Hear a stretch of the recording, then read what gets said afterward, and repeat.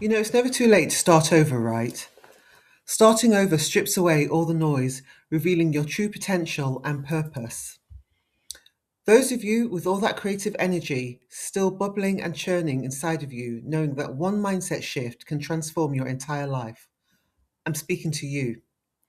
If you're here watching, then understand this journey starts with a decision, finally becoming the person you and I want to be.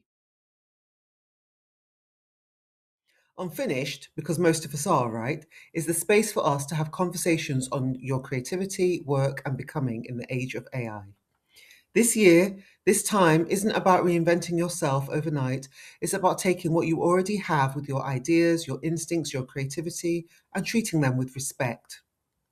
It's for the people who feel like they're capable of more, for those of you who are out of work, underused, rebuilding, or quietly holding on to something creative you've been told isn't practical anymore. Because make no mistake, there's a quiet grief people don't talk about when you know you're capable of more, but your life hasn't quite caught up yet. And as you and I are well aware, we're living in a time where technology can replicate output, speed, style, hell, even digital blackface. But what it can't do is replicate your meaning, your memories, or even your love.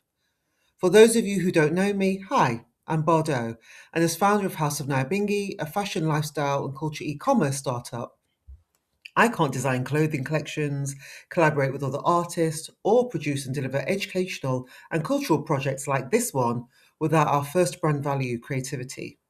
So, our series, Unfinished, is a reminder that becoming a full time creative doesn't need permission. And if you're still becoming, then you belong here. But how do you get to that place of becoming when you're trying to overcome the obstacle of imposter syndrome that is most likely casting a large shadow over you?